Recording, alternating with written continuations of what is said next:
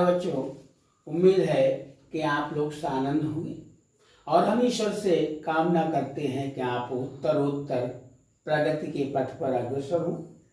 हम आज लेके आए हैं आपके लिए मातृभूमि के लिए खंडकाव्य, जो कक्षा 10 के छात्रों के लिए विशेष करके है।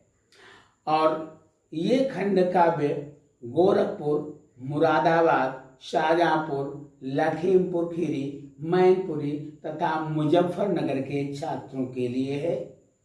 ये खंडकाव्य केवल आपके जो चंद्रशेखर आजाद हैं, अमर शहीद चंद्रशेखर आजाद, उनके उपजीवन पर है।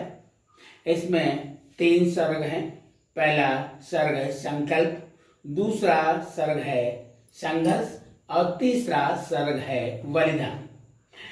पहले सर्ग में जो चंद्रशेखर आजाद ने देश के प्रति संकल्प लिया था उसका वर्णन है। दूसरे सर्ग में उन्होंने जो संघर्ष किया उसका वर्णन है। और तीसरे सर्ग में जो उन्होंने बलिदान उनका हुआ है उसका वर्णन है।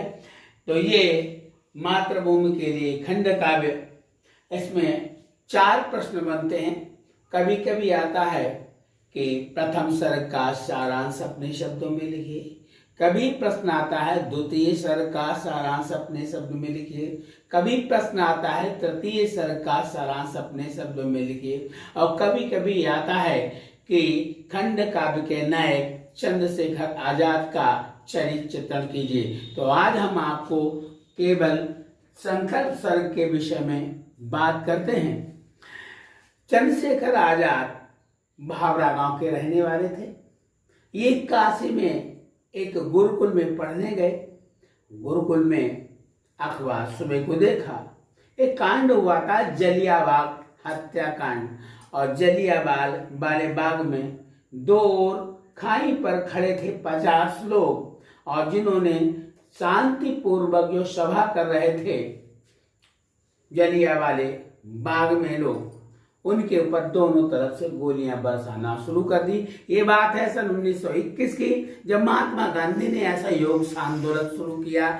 जयशंकर त्रिपाठी ने स्पष्ट शब्दों में बताया है कि 2 ओर खड़े थे खाई पर, संख्या 50 की जिनकी थी, गोलियां चलाते थे नृशंस, मंशा ये घोर दमन की थी। जैसे ही चंद्रशेखर आजाद ने इसे पढ़ा अखबार में, तो इनका चेहरा तमतमा गया और इन्हें क्रोध आने लगा। इनका एक साथी था, वो इस बात को नहीं समझ पाया था।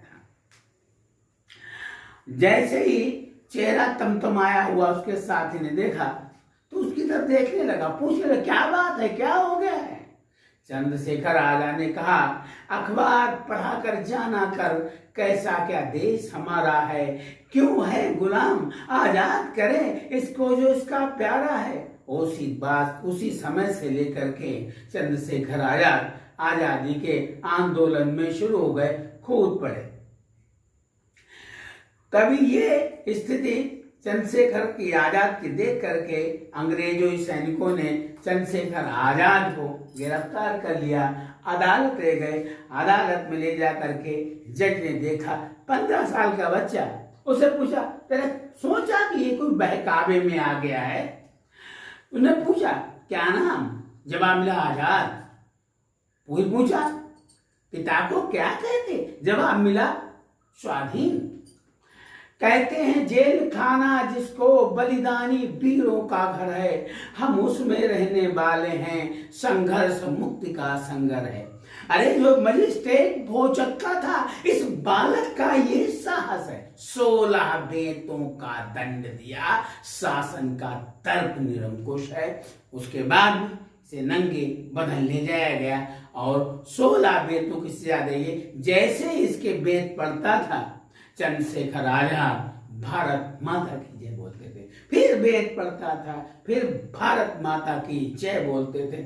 16 बेत पड़े। उसके बाद में चंद्रशेखर आजाद का लहू लुहान हो गया, रक्त रंजित हो गया, शरीर से खून के फव्वारे फूट रहे थे, फिर भी भारत माता की जय उनके मुंह से बराबर निकल रहा था।